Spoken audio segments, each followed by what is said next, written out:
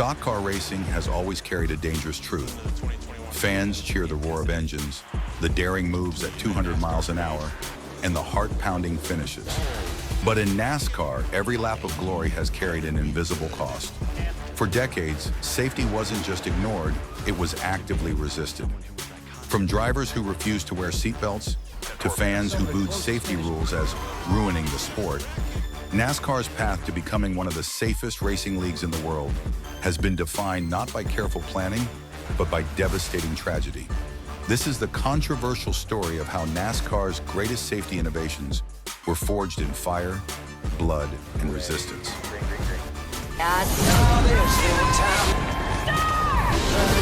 This is Motorsport Minds, where we bring you the machines, the legends, and the moments that changed motorsport forever. I can't speak. 1. The early Wild West of racing. When NASCAR was founded in 1948 by Dale Earnhardt Sr., it was built on the culture of Southern moonshine runners. These were men who had spent their lives outrunning police on winding dirt roads, not carefully analyzing crash safety reports. The focus was simple: who had the fastest car and who had the guts to drive it. Seatbelts were seen as optional, even suspicious. The common belief among drivers was chilling. It was better to be thrown clear in a crash than to be trapped in a car that might catch fire. Helmets were little more than leather caps, fire suits didn't exist, and roll cages weren't standardized. The danger wasn't just accepted, it was marketed. NASCAR's early posters and ads leaned into the thrills, emphasizing speed, daring, and even the risk of disaster. Fans loved it. The drivers were heroes, not because they were safe, but because they were fearless. But behind that image, the early years of NASCAR were filled with death. In the 1950s alone, dozens of drivers lost their lives. Yet each time tragedy struck, NASCAR's leadership shrugged it off. Racing, they insisted, was supposed to be dangerous. 2. The deaths that shook NASCAR.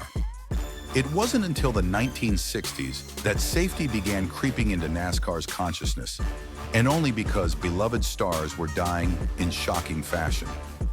In January 1964, two-time champion Joe Weatherly was killed at Riverside. He had refused to wear seatbelts, clinging to the old belief that being thrown from the car was safer. When his car slammed into a wall, his body was violently tossed around the cockpit. His death made national headlines and proved that the thrown clear myth was deadly. Just 5 months later, Fireball Roberts, one of NASCAR's brightest stars, was caught in a horrific wreck at Charlotte. His car erupted in flames, and without a proper fire suit, Roberts suffered severe burns. He clung to life for weeks before dying from pneumonia caused by his injuries. The loss of Roberts was a turning point. Fans adored him, and his death horrified the public. Suddenly, the sport couldn't ignore fire safety. NASCAR began encouraging, though not strictly enforcing, fire-resistant suits and helmets. Fuel cells were introduced to reduce the chance of explosions. Seatbelts became mandatory, though many drivers still resisted, loosening them behind the wheel. These were baby steps. Safety had entered the conversation, but only because tragedy forced it in. 3. The 1970s, speed versus survival. By the 1970s, NASCAR was exploding in popularity. Bigger tracks like Daytona and Talladega meant faster speeds, often topping 200 miles per hour. But with that speed came devastating accidents. In 1975, Tiny Lund, a beloved veteran of the sport, was killed in a crash at Talladega. His car rolled violently, the fuel cell ruptured, and the impact proved fatal. His death renewed calls for stronger roll cages, safer fuel tanks, and stricter safety inspections. At the same time, NASCAR began experimenting with restrictor plates, devices designed to slow cars down. The idea was to prevent speeds from reaching catastrophic levels, but restrictor plates sparked controversy from the very beginning. Drivers hated them, claiming they bunched the field together and increased the likelihood of massive pileups. Fans complained that NASCAR was interfering with the natural competition of the sport. This was the beginning of a theme that would last for decades. Every safety innovation was met with resistance. Drivers argued that safety rules were ruining the purity of racing. Fans said the danger was part of the appeal, and NASCAR leadership was caught in the middle, unwilling to risk more deaths, but terrified of losing the thrill that sold tickets. 4. The reluctant drivers. Perhaps the most surprising resistance to safety didn't come from NASCAR leadership, but from the drivers themselves. When the HANDS device, the head and neck support system, was introduced in the 1980s, it promised to prevent the kind of basilar skull fractures that had killed drivers in crashes across motorsport. But NASCAR's drivers wanted nothing to do with it.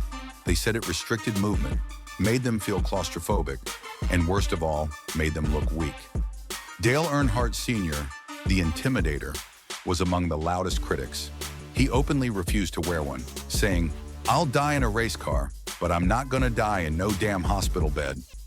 For Earnhardt and many others, toughness wasn't just an attitude, it was part of their identity. To admit they needed extra protection felt like betraying the very culture of NASCAR. It was a deadly kind of pride, and it would come back to haunt the sport. 5. The 1990s. A deadly pattern. The 1990s should have been NASCAR's golden decade. TV ratings soared, grandstands were packed, and the sport expanded beyond its southern roots. But beneath the success, a dark trend was unfolding. Neil Bonnet, a fan favorite, was killed in a 1994 practice crash at Daytona. That same year, rookie Rodney Orr was also killed at the same track. In 2000, rising star Adam Petty, grandson of Richard Petty, lost his life at New Hampshire after a stuck throttle sent him into the wall. Just weeks later, Kenny Irwin Jr. died in almost the exact same way at the very same track. The pattern was undeniable. Drivers were dying in crashes that looked eerily survivable. Each time, safety experts pointed to the HANS device and stronger crash barriers as solutions. But each time, drivers and teams pushed back. NASCAR made small adjustments, better seatbelt designs, stricter inspections, but the fundamental changes were delayed. The culture of resistance was still too strong.